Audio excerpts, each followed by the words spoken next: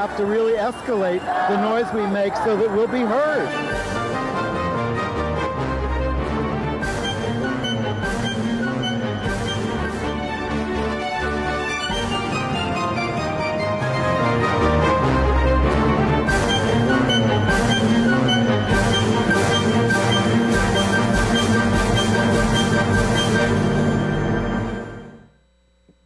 Welcome to Gay USA. I'm Andy Hum. I'm Ann Northrup on this horrible week of the school massacre in Texas. But that's not, we'll tell you about an event here in New York this week about that, but that's not the only news this week. No, we do have lots of LGBT news, including infighting among out gay members of Congress in New York as they scramble for districts in which to run for election. Oh, it's a mess. A Florida gay high school activist has been barred from running for class president, but graduates across the state are sporting Say Gay stickers. And another gay Florida high school activist was forbidden from talking about being gay, and he found a way in his valedictory address. It was charming. Pretty clever, but horrible that he had to do it. State Farm Insurance Company was all gung-ho for a program to help get LGBTQ books to schools and libraries, but then they caved to complaints when they were attacked by the far right. Australia has elected a more pro-LGBTQ government after 9 years of conservative rule. You've been hearing the scare stories about monkeypox spreading around the world, including in gay bathhouses in Europe and a mass gay gathering in the Canary Islands. We'll give you all the latest details and tell you that UNAIDS is warning against stigmatizing gay and bisexual men and Africans. Our associate producer and legendary DJ is headlining a recreation of the 80s New York City downtown music scene, May 26th at the Museum of the City of New York. I'm sorry if you're hearing about this late. And Netflix has renewed the very popular young gay male show Heartstoppers, but then they fired 3 LGBTQ writers. I'm sorry, it may not be 3, but they fired LGBTQ writers, and they are featuring a vile new anti-trans special by Ricky Gervais, which is probably worse than HBO's anti-trans rant by Bill Maher. And Chappelle. It was Lesbian Kissing Week on both HBO and Showtime. And a few others. We have a long list of lesbian action on streaming. We start with what has to be in the forefront of everybody's hearts and minds right now, which is the horrible massacre at Robb Elementary School there in Texas. I don't know what to say. I mean, I look at the faces of these kids and these teachers, 19 kids slaughtered, others injured, 2 teachers slain, and, nobody talks about anything new to do anything about it. And it's the kind of thing that just makes me think we can't coexist in this country without getting, I want to live in a country that doesn't have a Second Amendment. Well, I certainly want to live in a country that doesn't have guns so available or valorize them this way, and that actually provides mental health care to those who need it. We don't know the story fully of the shooter in Texas or the shooter in New York. We'll get to that. Well, we know that Texas is hosting the NRA convention this weekend, and Governor Abbott and Ted Cruz, they're all speaking there. Beto O'Rourke, who was running for governor against Abbott and is trailing in the polls slightly, he confronted him at his press conference and got yelled at, of course, by the Lieutenant Governor, Dan Patrick, who called him a sick son of a bee. But, lots of the reporters were asking, what are your real solutions? And Beto then went out in the front yard and spoke to reporters some more. It's a terrible terrible country we live in with things like this. And Terrible country. Crackpot Arizona Representative Paul Gosar, Republican, called the perpetrator of this massacre a transsexual leftist alien. Oh, he had to take that down because he had the wrong guy with the similar name. I mean, it's insane how they want to just shift it. The guy he fingered because he was just roaming Facebook or something said, "Hey, it's not me. I don't live in Texas, and you got the wrong guy."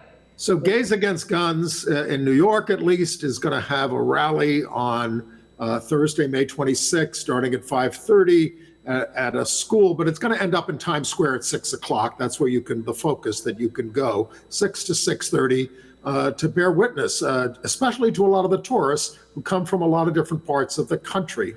And June 12th is the anniversary of the Pulse Massacre in Orlando. And right here in New York, a right-wing Jewish group is sponsoring a big forum where they're going to have Ron DeSantis as the speaker.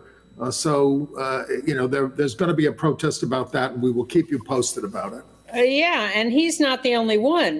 Ron DeSantis, of course, is the chief monster at the moment, but former Secretary of State Mike Pompeo is going to be there, and a whole list of people and they got kicked out of the Jewish Museum where they were originally going to have this conference when the museum realized that DeSantis was going to be part of this. Well, they realized it was going to be a political event, not a Jewish cultural event.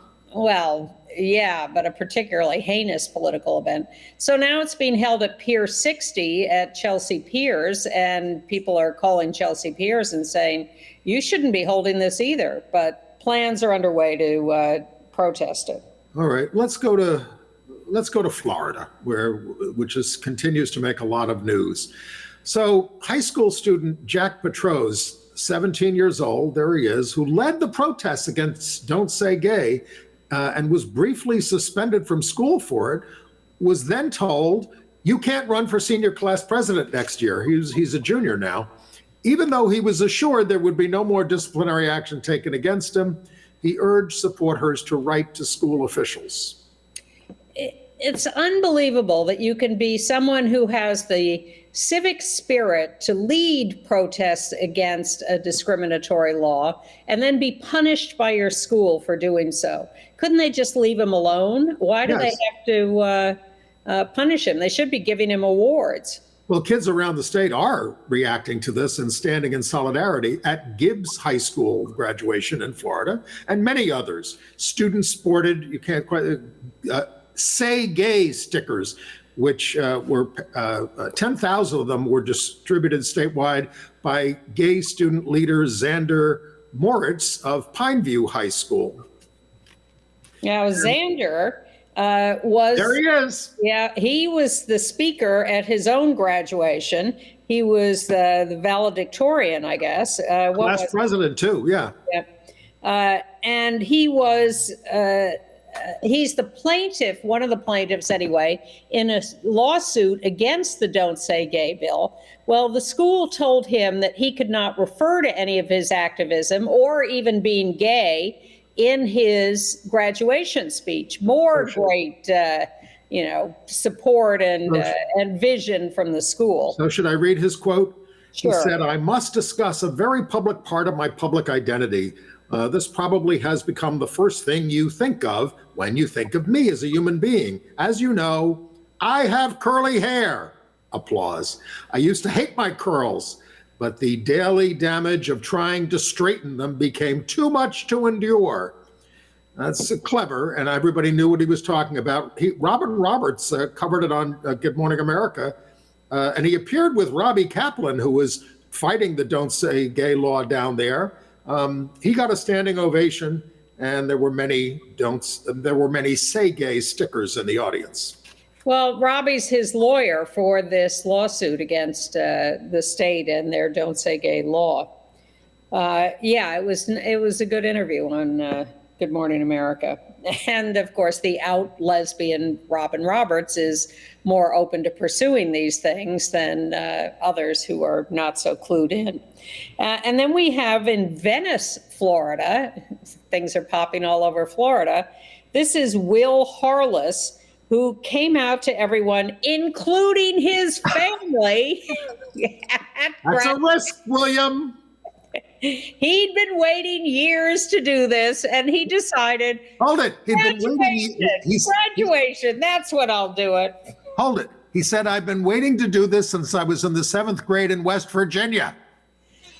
And he said Xander was, in fact, a role model for him as he became a public activist. So, and he said, well, he said, graduation is about your achievements. So this is my achievement, and you have to be true to yourself. So he shows up at graduation, wraps himself in the Progress Pride flag to announce his sexual orientation. And luckily, everyone is very supportive, including his family. Why didn't I think of that at Chaminade in 1971? What a bold move. That was quite something. So that's where we are with the young people, which is very heartening. And speaking of Florida, well, we've got 2 people we want to talk about who are on the Time 100 Most Influential People of 2022. The first is a Texas trans activist, Emmett Schelling, and it also includes our pal Nadine Smith from Florida, who heads Equality Florida down there forever. But it also includes the wicked governor of Florida, Ron DeSantis, of whom we spoke, and the obstructionist Arizona U.S. Senator Kyrsten Sinema. Among the other LGBTQ people are Michael R. Jackson, who won a Pulitzer Prize for A Strange Loop on Broadway, Apple CEO Tim Cook, Oscar winner Ariana DeBose, and soccer star Megan Rapinoe. And there were a couple of closet cases on the list. Well, this is a list of the most influential, most powerful. It also includes Putin, Joe Rogan, and Kevin McCarthy, and another LGBTQ person, the basketball player Candace Parker is also in this. So it's quite a mixture. I want to go back to another high school student in Boonville, Indiana.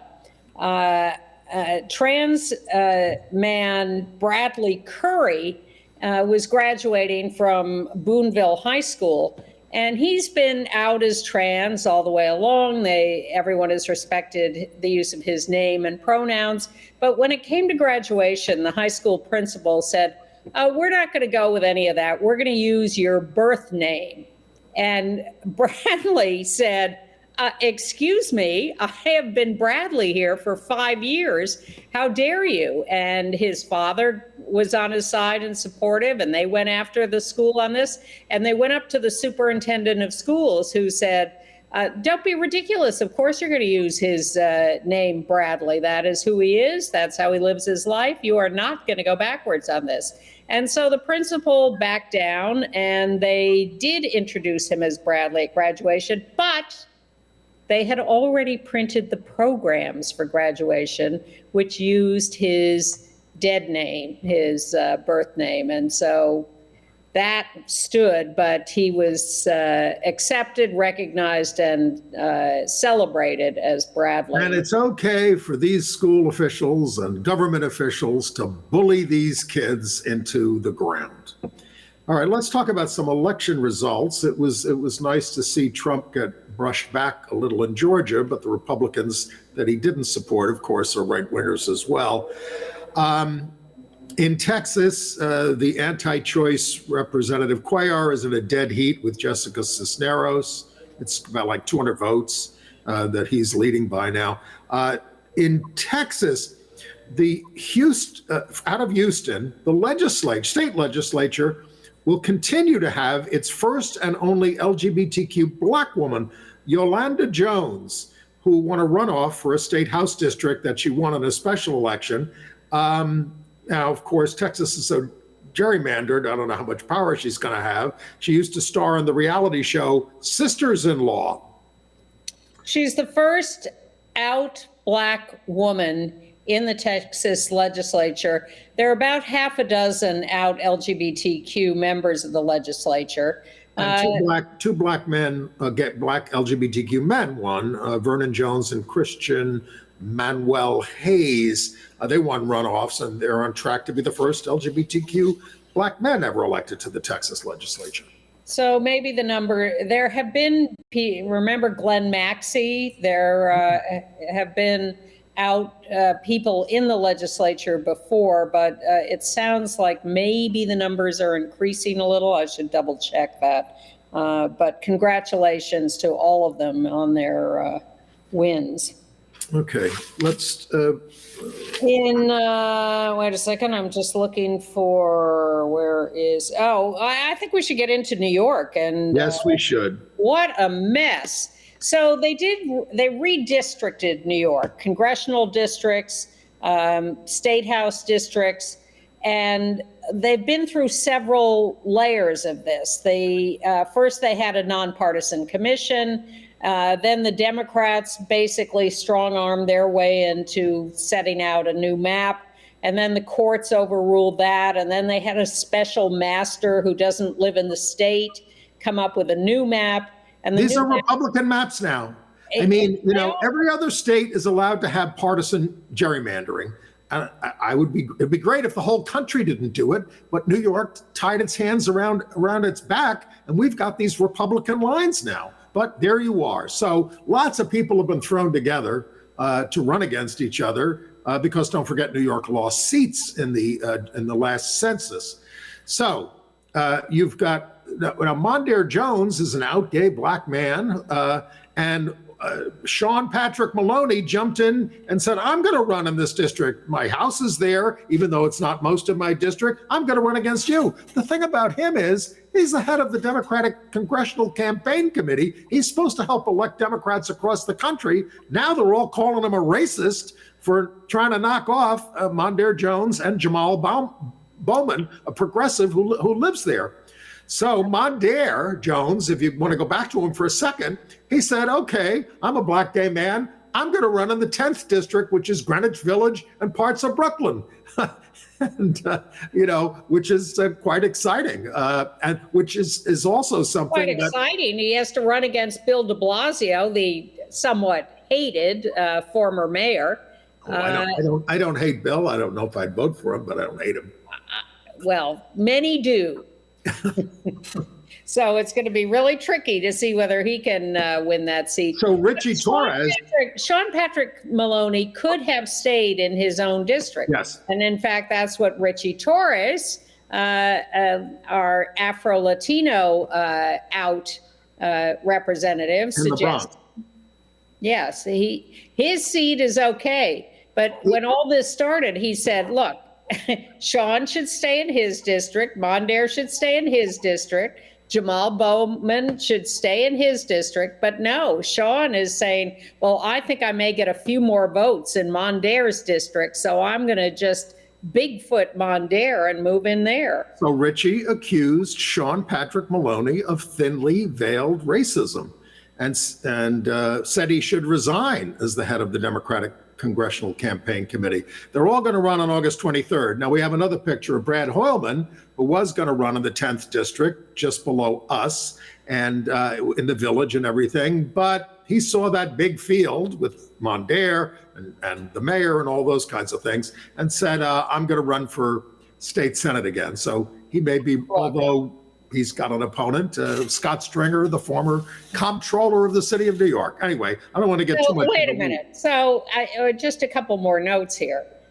This race in the 10th district is so crazy that Liz Holtzman, former representative, now 80 years old, and believe me, I do not want to be ageist, but she has been out of Congress for a while. She wants to jump into this race. She was on the Watergate Committee in 1972-3, whatever the hell it was. After beating Emanuel Seller for the seat. And the thing is, I don't want to get too much in the weeds again, but there is an Orthodox Jewish candidate, and there's a strong element there. Simcha Felder, who's a Democrat, who's right-wing, who could end up winning the whole thing. He's running in the 10th? Yes. Oh, my God. And then, just to make it fun all over, in the 12th district, we now have Jerry Nadler. Yes, Jerry Nadler versus Carolyn Maloney. And Suraj Patel. Yes. So instead of an East Side district with Carolyn and a West Side district with Jerry, now this special master has decided to pit them against each other. It's East versus West, just like in the Pacific War.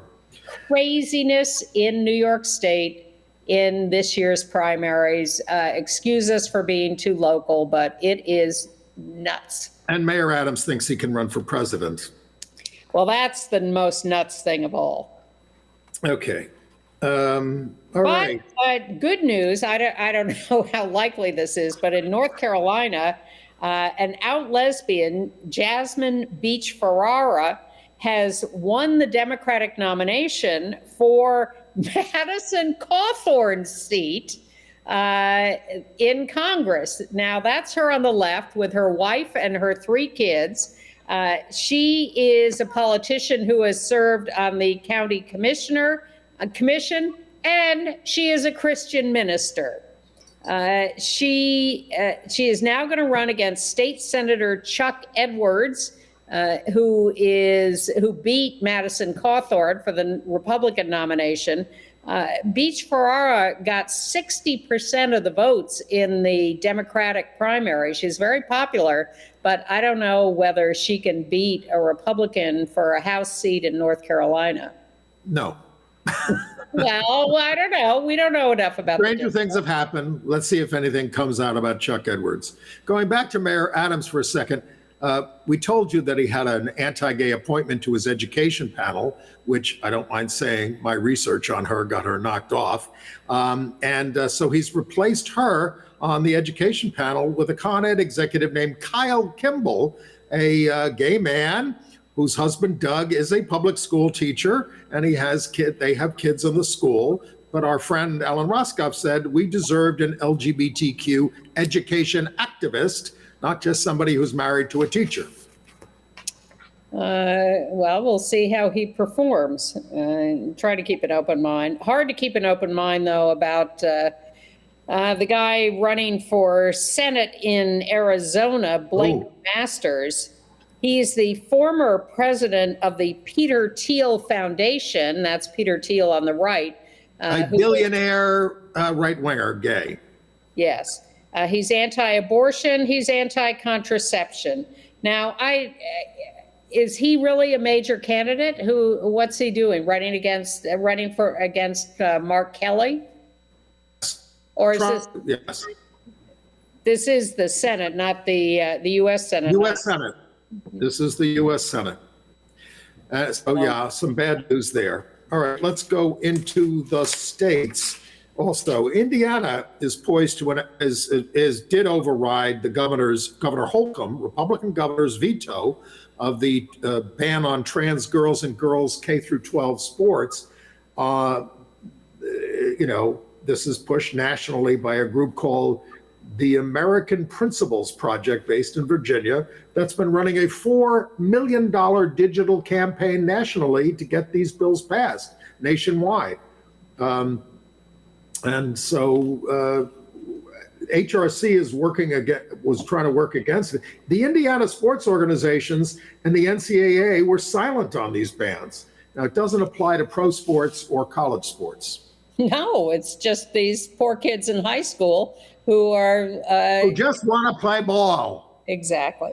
And then there's a bad case in Oklahoma over custody of a child for a divorcing lesbian couple. So they were married. They're both on the birth certificate for the child. In a straight couple, that would mean that both were regarded as the parents. But the court has decided that for a lesbian couple, the non-biological mother has just lost all her rights because the court doesn't see a lesbian couple as equivalent to a straight couple. And the wrinkle here is that the sperm donor, who is the biological father of the child, is now living with the biological mother of the child. No details on the actual relationship they have, but he is applying for custody rights of the child, and the non-biological mother is just out in the cold because of the. She is suing, and to get back on. And the judge ordered the sperm donor's name put on the birth certificate. All right. But in Colorado, Governor Jared Polis signed Marlowe's law that streamlines the process for non-biological parents of a child conceived through assisted reproduction to be the presumed parents and complete the adoption. Bad news from State Farm Insurance Company. They were very enthusiastic supporters of a project called Gender Cool, which attempts to support discussion of gender issues, sexual orientation among kids. And they were, in fact, going to finance a package of 3 youth books about these issues for the project. But then the right wing got on them and said, how dare you, you groomers, you pedophiles, State Farm Insurance, how can you do this? And State Farm backed down. And they said these discussions should take place with parents, which is just echoing the language of the Don't Say Gay bills. Better news from Starbucks. They will pay travel costs for employees who need gender-affirming care or abortions, if not available within 100 miles of home. Amazon and Tesla are also covering for abortions. And of course, Oklahoma completely banned abortion from the moment, of conception. All right. An obituary to give you this week. Jeffrey Escoffier has died at the age of 79. Back in 1972, he co-founded something called The Gay Alternative, a cultural magazine. And in 1977 in San Francisco, co-founded the San Francisco Gay and Lesbian History Project. Lesbian and Gay History Project. In 1988, he put out Outlook, a national lesbian and gay quarterly. He held what's called the Outright, W-R-I-T-E conferences, which had brought together 1,200 LGBTQ writers and worked as a literary agent. Those conferences were wonderful. I missed them. They were terrific. And he went on to work for 30 years for the New York City Health Department in gay capacities, but really a pioneer in all that gay literary stuff back in the day. A devoted socialist who was an editor on the Socialist Review. He was a director of CLAGS, the CUNY Lesbian and Gay Studies Division, an author and an activist, and a great thinker. Okay. Now, you all likely heard about the man randomly shot on the subway in New York last Sunday, Daniel Enriquez, 48 years old. He was a gay man, and he's survived by his partner of 18 years, Adam Pollock. They lived together in Park Slope, Brooklyn. Pollock said that Daniel usually took Ubers to go to brunch with his brother, but the surge in prices got him back on the subway, and in this instance, he was just randomly shot by this perpetrator, Andrew Abdallah, 25 years old, a career criminal with 19 priors, who has been apprehended. Enriquez worked for Goldman Sachs. Yeah, and Abdullah's family says that he had mental health problems. This is the same old story. And he was evidently pacing up and down the car of the subway and then pulled out the gun and shot Daniel. All right, and I'm just looking. In lighter news, the Southern Baptists. Let's talk about them. Hundreds and hundreds and hundreds of clergy of the Southern Baptist Convention have been on a list with the Southern Baptist Convention as sexual abusers, a list kept private and not acted upon for decades. And now finally a report has uncovered all this, and the members of the Southern Baptist Convention are very upset about this. Well, one of the executives, when this commission was appointed to look into this, said it's a satanic scheme to completely distract us from evangelism. Well, go evangelize yourself. Meanwhile, all these churches, the Catholic Church, the Orthodox Jews, Muslims, the Boy Scouts, all put this stuff off. No one seems to be immune. But, this is the main denomination that is calling LGBTQ people a threat to children. And I want to say this in all seriousness. Southern Baptists should be banned from contact, ministers should be banned from contact with children. They're a class of people who obviously have a problem that the church has not been willing to deal with. I have to say that feels like a broad brush, but... I just want people to think about it. They want to ban all gay people from schools. They want to ban all mention of gay people from schools. Yep. For what? For what? And I'm saying, here's evidence of a criminal conspiracy to cover this up. You can't trust them. But no action is taken against Southern Baptists. And you could say the same thing about the Catholic Church and about the Boy Scouts and a lot of other institutions. And the Southern Baptists support a criminal serial rapist for president, Donald Trump. Yep. All right. In better news, let's go to some of the people who, let's finish up on religion. Okay. The Catholic Archbishop of San Francisco, Salvatore Cordileone, is defying the Vatican and banning Nancy Pelosi from communion for her support for abortion rights. He said she is perpetuating a grave evil. This is from a church that covered up sexual abuse by priests for generations. Nancy can go to Washington and get communion in D.C., and she can break bread anytime and remember her Lord. But she challenged him. Nancy challenged him and said, what about your opposition to LGBTQ humanity?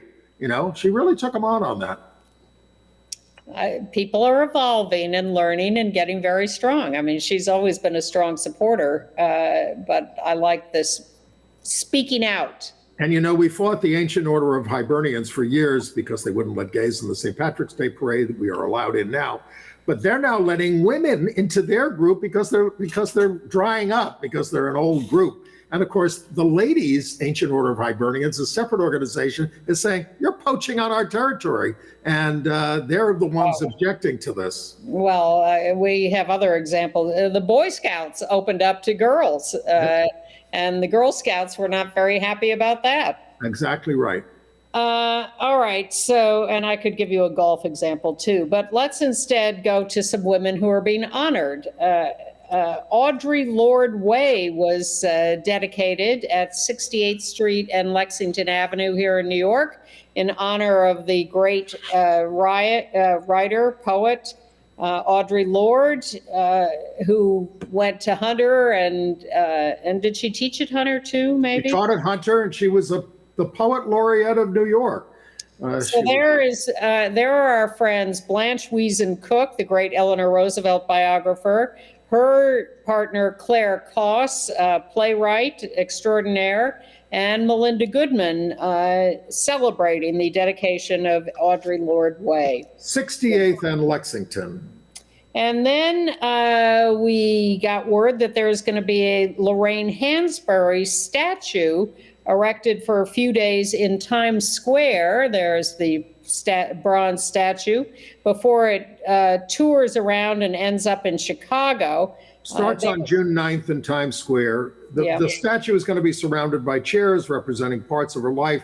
You know her. She died at 34. Yes. Way back in 1965. But of course, the author of Raisin and the Sun, and a number of other plays. She died of pancreatic cancer. She wrote for the Lesbian publication, the Ladder. The Ladder, yes, using her initials about being a lesbian in a heterosexual marriage. Yep. So this is going to go to Harlem, Brooklyn, Atlanta, Detroit, and Los Angeles. And there's going to be a panel discussion about Lorraine Hansberry at the Museum of the City of New York on June 13th. Look that up. At 6:30. Look it up. Get it. We're going to put it in our email. So check our email, go to gayusatv.org, and we'll give you all the information. And then and then Brighton Beach Pride took place. Are you back out there, Ann? No, I couldn't make it this year. I love Brighton Beach Pride. It is put on by Rusa LGBT, which are Russian-speaking immigrants to the United States who, for the last half dozen years, have done an annual march on the Brighton Beach, Brooklyn boardwalk, which is an area populated by a lot of Russian and other, former Soviet Republic immigrants, and not a very gay-friendly area. So they put on a terrific march event. You see them there. This year they were dedicating it to the people of Ukraine, and they're very enthusiastic, and they brought several hundred people out there. It also was an extremely hot day, and they all ended up jumping in the ocean. I was very jealous of that. Stay with that picture. In the background, you see Nathan's Hot Dogs. I urge you not to go because it's owned by a big Trump supporter. Well, I envy them jumping in the ocean because it was hot there. I've been at previous parades there on very chilly days, so I'm happy for them that it was warmer. But Brighton Beach Pride is a great, great event, and look up RUSA LGBT, RUSA LGBT on Facebook for more Can we information. talk about vile anti-trans tirades now? I didn't want to put this in entertainment. Hold on. Let me do a couple of things before we get to that. Update on, as long as we're doing prides, San Francisco Pride. The police have announced they will not be marching in San Francisco Pride because they were told they could not wear their uniforms. And ditto, the firefighters and the sheriff's deputies are all boycotting the San Francisco Pride Parade. And we also want to celebrate Sue Kerr, who is a blogger in Pittsburgh, who just won the GLAAD Outstanding Blogger Award. And she is celebrating this with the Pittsburgh Pirates baseball team. She has had a relationship with them for several years. And so they have invited her to throw out the first pitch at a Pirates game, and she is, lest you think all lesbians are athletic, Sue is not. So she's a little stressed out about having to do this, but I'm sure that her athletic lesbian friends will get her in shape to throw out the first pitch. Practice, practice, practice. Exactly. And, did you read about this new book, Secret City, The Hidden History of Gay Washington? Yes, by James Kirchick. I'm not a big fan of James Kirchick. He's a gay conservative, yeah. But the book got a great review for its historical coverage of gay life in Washington. His thesis is that it was like the worst thing you could be. Well, next to a communist, I guess. No, a communist was better because you could change. All right. All right. We can do the hideous people now. So Bill Maher, I don't watch anymore. I can't. Saw this. I watched this online after I heard about it, but I don't watch his damn show because he's a vile bigot. He is. He did an anti-trans tirade and the audience yucked it up. And there's closeted Donna Brazile sitting there laughing away. But then he says something so vile that she gives him a bad look, but she doesn't say anything because they don't want to get canceled. Maher is against cancel culture, but don't stand up to him. You will be canceled, as Harvey Fierstein was. It was just an example of a weak, unfunny, insecure man who was, by the way, nothing without his writers. Because I've seen him I used to watch him, and during the writer strike, he tried to do a show, and he fell flat in his face. So tell HBO, enough is enough with this guy. It really was heinous. Marjorie Taylor Greene, who won her primary this week, she loved his rant against trans kids. That ought to tell you something. He described it as experimentation, as trendy. He just went on and on and on about it with so much misinformation, bigotry. It was horrible. So the guy who attacked Dave Chappelle on stage was not trans, as Chappelle joked. This guy, Isaiah Lee, is a bisexual man who said he was triggered by Chappelle's jokes about the homeless and the LGBT community. This guy got his arm broken by the security guards there. and Chappelle was unhurt. He got a misdemeanor charge, though he is facing more serious charges for stabbing a former roommate. So Chappelle shows up as an opening act for John Mulaney at his show in Columbus, Ohio. They're evidently great pals. And Chappelle, after, sort of soft pedaling his anti-trans stuff, full bore anti-trans set with John Mulaney in Columbus, Ohio. So Ricky Gervais is feeling left out of this and is desperate for something to go after. So he went on an anti-trans tirade on his Netflix special. He tries to out Chappelle, joking about trans women committing rapes in women's rooms. And after his anti-trans rants, he went on a rant about cancel culture. I used to think Ricky Gervais was clever and funny in his iconoclastic humor, but this was just terrible. You're on. You're here. Okay, are we on? Yes. Something happened. All right. At any rate. Oh, and we left out in national news that who's affected by the infant formula problem? Pete Buttigieg and Chasten with their twins. They have been victims of this shortage themselves and are racing around trying to find infant formula. Outrageous.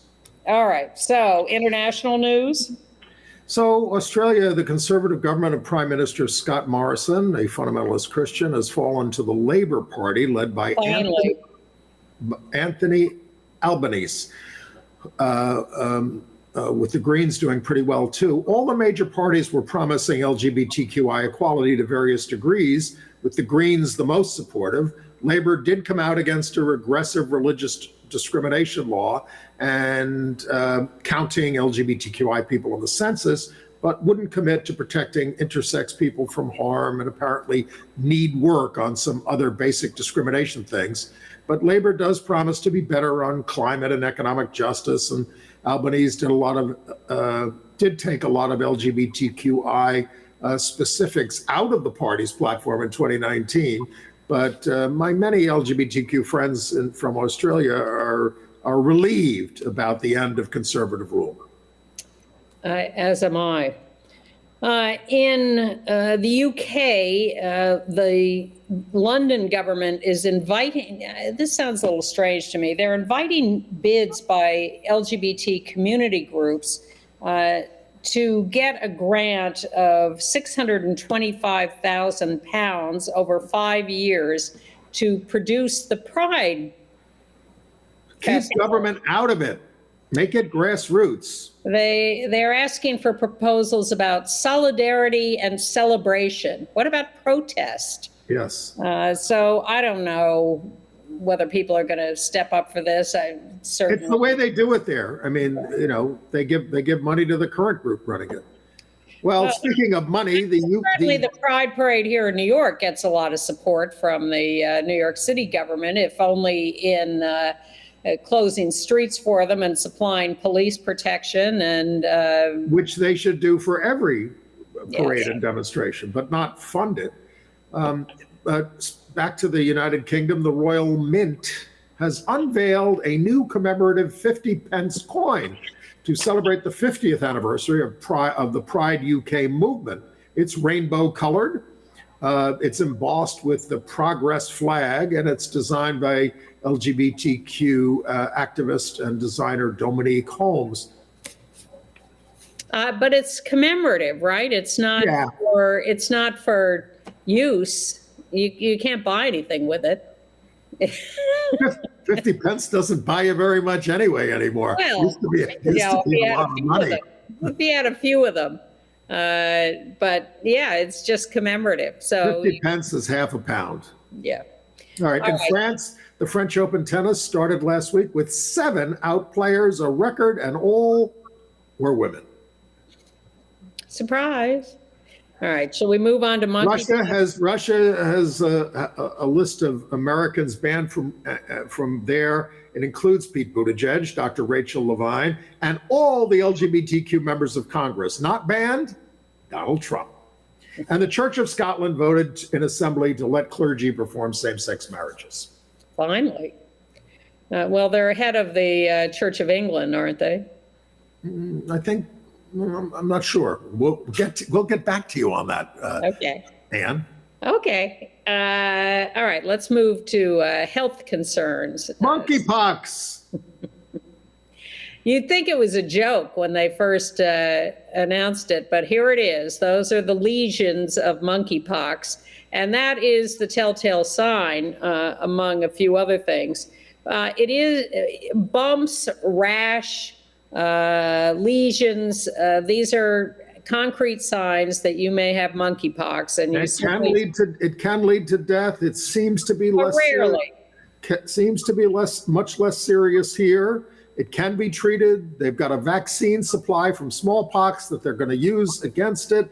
The president is, releasing it, but this is a new phenomenon in the West, pretty much. It's been prevalent in Africa, in Western Africa, I think, for a long time, but has been contained there. But so now some of the clusters have been identified with some gay bathhouses in Spain and Portugal. So, you will hear that in the news. And look, if you rub up against, it's not a sexually transmitted disease per se. You get it from rubbing up against each other. You could share clothing with someone and get it, et cetera. It requires close contact, and that's gonna happen in a sauna. So, be very careful. But the UNAIDS deputy executive director, Matthew Kavanagh, condemned the coverage as stigmatizing gay people and bisexual men and Africans, which undermines trust and the capacity to respond effectively to the outbreak. Anybody can get this. Now, they've had, since the eradication of smallpox in the world, they have kept stores of smallpox vaccine, but there's some concern that the vaccine they have stored has its own problems. There is a new version of the vaccine which is being manufactured, and that will work against monkeypox, but check on whether you're getting the old or the new. It's kind of like herpes in that you can transmit it by contact with the lesions. They're not sure about, airborne transmission yet, and they're not sure about sexual transmission. These are all still unknowns at this point. And they say that the death rate could be anywhere from 1 to 10%, probably more in the 1% range in the U.S. version. But you don't want to get it. You can treat it. There's, in addition to the vaccine, there's also a treatment. So by all means, go after that as soon as you suspect that you might have come in contact with this. Congratulations to our friends at Broadway Cares and the LGBT Center. They had their Broadway Backwards benefit. They raised $750,000. It was a star-studded benefit. It's women singing traditionally male songs and men singing traditionally women's songs. It was terrific. I wasn't there this year, but congratulations. Also, I should point out that the New York Times Magazine last weekend had an article on sexually transmitted infections, and pointed out that they're down actually for men having sex with men, but up for heterosexual women. So all people should feel vulnerable to monkeypox and should be protecting themselves. I also want to note the passing of Christine Gebbe at age 78. She was one of the first AIDS policy coordinator. She worked in the Reagan administration and the Clinton administration. She was someone who had all the right values and right attitudes for what should be done about HIV, but she was regarded by activists as not really strong enough in pushing all of those policies with the administrations at the time.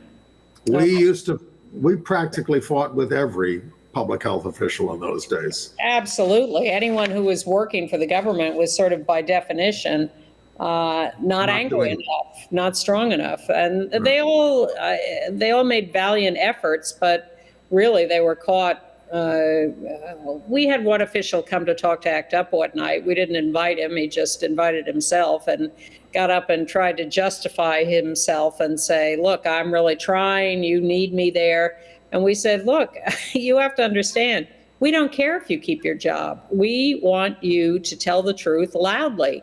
And we are not trying to, we don't buy this idea that you should be working to keep your job there. I was with a group that sponsored Steve Joseph, the New York City Health Commissioner, and ACT UP came to that meeting, and it was hot and heavy, and he ended up just saying, screw you all, I'm leaving. If only. All right. Entertainment news. Let's start with the lovely Bill Bahlman, our associate producer, who is a legendary DJ in New York and DJ'd at, he's there in the middle. He's the hardest to see because he's in black and white, but that's Bill Bahlman.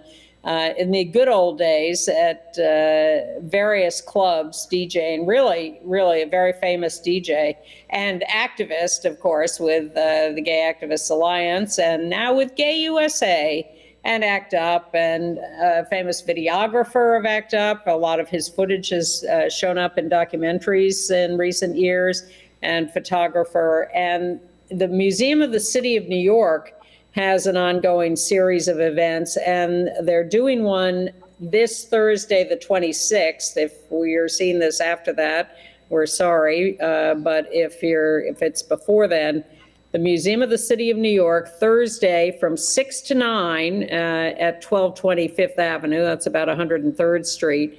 And he will be DJing. He is putting together a whole playlist, recreating 80s dance music scenes. It's going to be quite spectacular. Yes. Okay. And on details in our show note, if you didn't write all that down. Yes. Go to gayusatv.org and sign up for our show note, our email list. On June 3rd, you can all see this. It's going to be on American Masters on PBS, June 3rd, Friday at 9, 8 Central Time. Joe Papp in 5 acts by our old pal Tracy Holder and Karen Thorson. Joe Papp was the founder of the Public Theater, Free Shakespeare in the Park, and producer of groundbreaking plays like Hair, Chorus Line for Colored Girls, which is back on Broadway, and Larry Kramer's Normal Heart. He created a theater of inclusion based on the belief that great art is for everyone. Yeah, I was quite taken by his quote that was, I'm going to mangle it now, something about, I'm not in this just for the entertainment, I'm in this to make a difference and do social justice things. And he had a gay son who died of AIDS, and he stood up for LGBTQ. And took theater out of the theater to neighborhoods, brought it to the people instead of the people having to come to the theater. A couple of film festivals coming up you should know about. You know about the annual New Fest Festival here in New York, LGBTQ Festival. Well, they're doing a special event from June 2nd to 6th, New Fest Pride.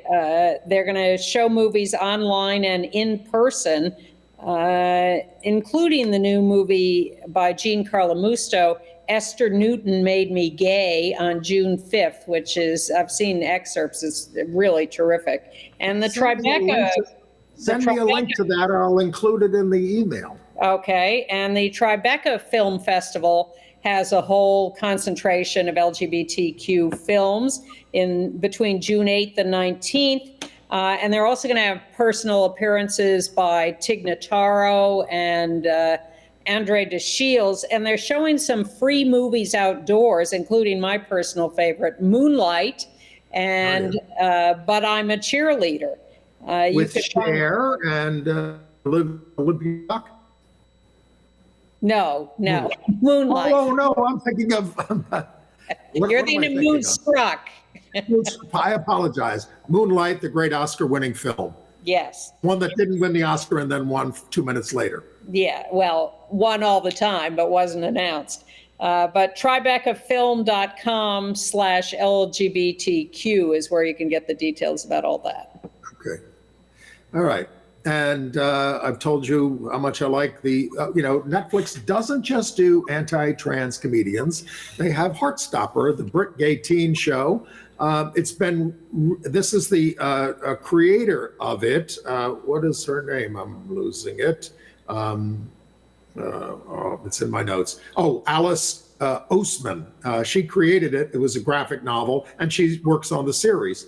But anyway, it's been renewed for 2 more seasons. And it has the hashtag Heartstopper has 4.3 billion views on TikTok. So much for Don't Say Gay to the kids. Joe Locke, who plays Charlie, there on the right, and Kit Connor, who plays Nick. Now they're the lovers. There's a very diverse other cast. Charlie is lobbying for Jennifer Coolidge to play his grandmother in the new renewal. Kit Connor already has Olivia Colman as his mom on it. But as we said, Netflix has also let go a bunch of writers there on their LGBT Black and Latinx group. Well, they're losing viewers and money, so they're cutting back. But I was happy to see that last week you could not swing a cat without kissing lesbians all over the place. That is from the First Lady on Showtime, Eleanor Roosevelt on the right, and her girlfriend, Lorena Hickok, on the left. They also, it's quite passionate and romantic and wonderful on the First Lady. I'm enjoying that series, even though it got mixed reviews. They also have the Obama character and Michelle talking about same-sex marriage and the kids and the Supreme Court all in that. So they also have J. Edgar Hoover showing photos of that intimate, not that intimate encounter, but another one to FDR. And he gets kind of upset, but he says, no, I want Lorena, he tells his wife, Eleanor, I want Lorena Hickok to still work for the administration. I just want her out of town. Exactly, send her on the road. But I mean, he can't complain because he's always having affairs. Exactly. But I like that all of that is so prominent. And Betty Ford worked, and they show her working on the ERA, the Equal Rights Amendment, in the White House.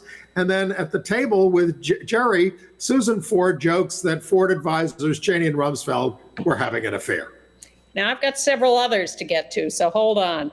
Hacks is back on HBO, and episode 4 has Jean Smart performing on a lesbian cruise, which is also a lot of fun. She's very popular at first, and then it turns because she says some bad things, but it's very entertaining. And Gentleman Jack has, of course, Ann Lister and her girlfriend kissing. There they are about to do the deed. Also very terrific. And there's a new BBC documentary, Gentleman Jack Changed My Life, but we can't see it on BBC yet.